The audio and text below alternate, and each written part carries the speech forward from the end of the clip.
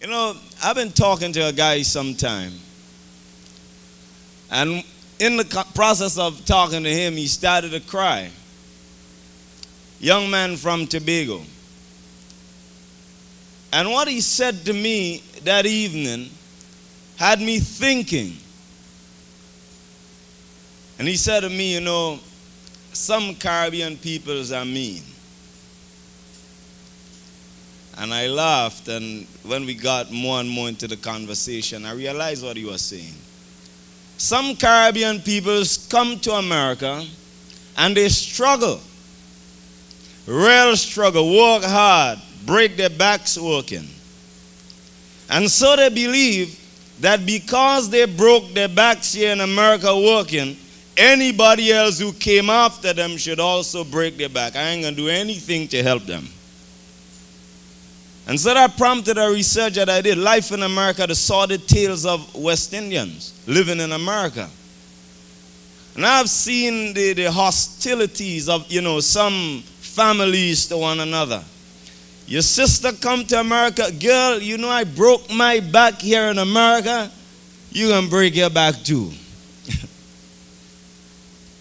I believe that we should be pioneers. Those who have come before should be pioneers.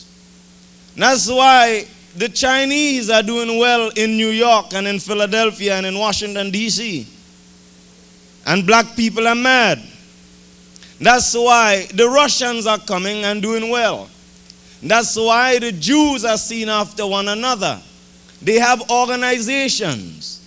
You know, we met with the mayor of Philadelphia some time ago. And you know what he said to us? He asked us, how many people do you have in your organization? And we told him, not many. You know what he said? Boy, the Asians got a lot of people in their organization. And you know what?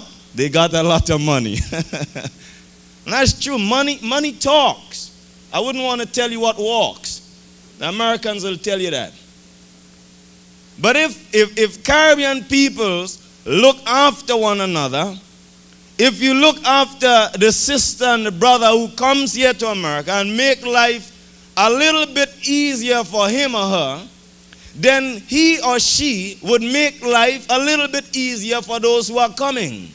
And we'll build an empire in America. We'll be powerful. We'll be calling shots. And when Bush and them running for re-election, they're going to look at the Caribbean peoples because we're going to have voting power and money power. But Mark, voting power without money power is no power at all. You got to have the money. And so Caribbean peoples must band together or perish. We're going to be telling you that for the whole evening. You're going to be leaving here this evening saying Caribbean people must band together or perish. You're going to walk out here saying that this evening. We have a brother from St. Vincent, Mr. John Brown. He's of the St. Vincent organization. He was telling me a while ago of the great things that the St. Vincent organization they've been doing and that they are planning to do. I hope sometime in the future. I'll save that remark for last. But we'll bring on Brother Brown now, and he'll tell you about the St. Vincent organization, and he'll bring you words of greeting. Let's put our hands together for Brother Brown.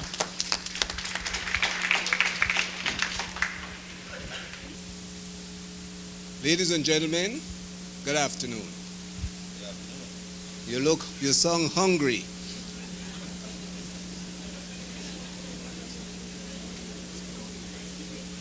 You sound hungry. Good afternoon. Okay, I wish I could make you stand up and stretch like elastic. The MC says that I am to tell you about the St. Vincent American Adventist Association. VAA is like Bush. But I was not told that is what I was to talk about this afternoon. What I would like to do, what I was told to do by the president of the organization, is to give you an overview of St. Vincent and the Grenadines from the time of Columbus, the first bus that sailed the ocean. You all are not, you don't accept humor. To the present day.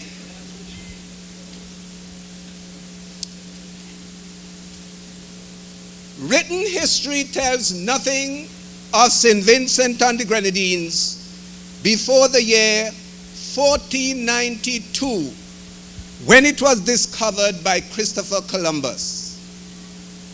But my history, at least historians say that on the 22nd of January 1492, Columbus was in Spain. Go a little further, I did some history when I was in high school, European and Commonwealth history. And the text I use is, since I asked to give this talk, these things start coming back. I didn't know I had a little sense left. Where Williamson, an English historian, said Columbus was a man who was never trusted because he hardly ever spake the truth. But we are told that on his third voyage, he discovered St. Vincent and the Grenadines. Now, let us assume that he did discover St. Vincent and the Grenadines. There is something else that we must look at. When Columbus came here to St. Vincent and the Grenadines, he met the island inhabited by Caribs. St. Vincent at that time was known as Hyrule, or the home of the blessed. It was later called the Gem of the Antilles. I still cannot trust all Caribbean people because Barbados has now stolen the name Gem of the Antilles.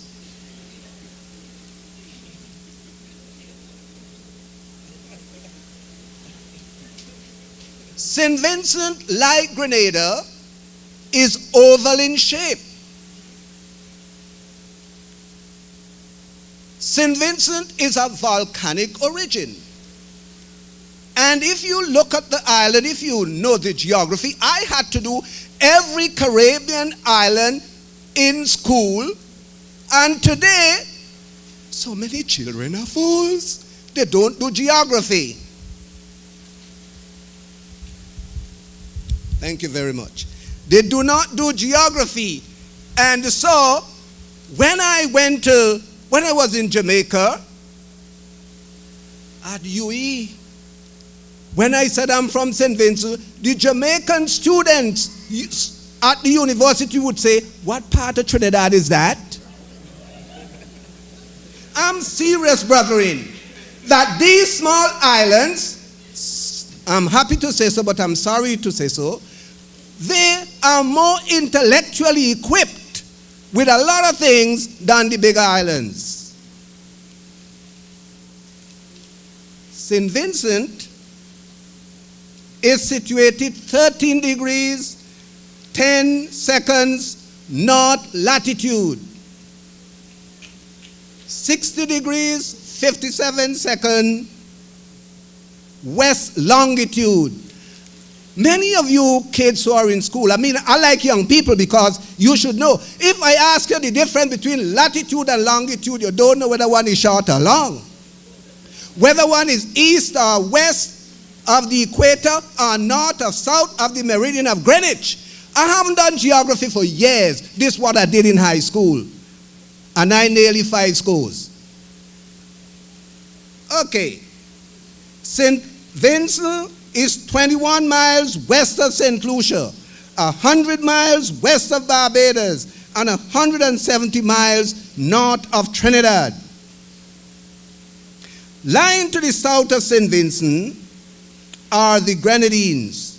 They stretch in a chain towards Grenada. And you know them, Beckway, Union Island, Canawan, Mustique, Myro.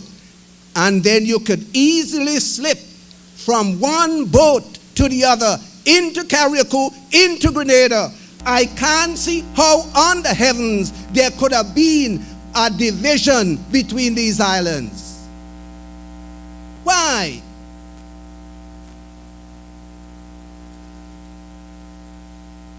Ladies and gentlemen, St. Vincent, the past of St. Vincent is of interest. If a tourist goes to Grenada, you know where he must visit? At least Grand Etang. Is that right? Sure.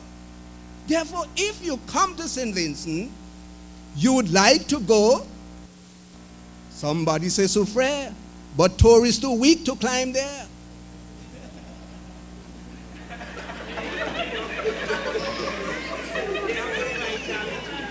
You'd have to go to places like the Wararo Valley in Mesopotamia. And there they have a spring. That spring keeps bubbling all the time with spa water.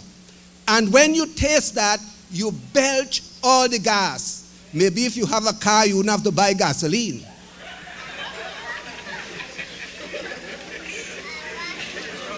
St. Vincent faced several eruptions. That is the Soufrière. And I want to tell you, when St. Vincent, the La Soufrière erupts, the vein of St. Lucia is touched. And this is a fact. They start to panic over there, say, ours may erupt too. In 1812 and 1902, there were two eruptions there. And stones came up. And it was later discovered that a lot of these stones that came from the Soufrière were stones from which the Carib, the indigenous people, made their implements. But what has happened? Let me tell you about the Caribs. They were the first people who inhabited St. Vincent. And do you know that they are related to the Indians of North America? In 1984, I was in St. Vincent, and there were some Indians there, the Red Indians as you call them, who came to St. Vincent, went up to Sandy Bay. I was with them. They said, these people, the Caribs, belong to us. We are of the same descendants. And I can go on and tell you how they got to St. Vincent, but we would have to leave that for another time.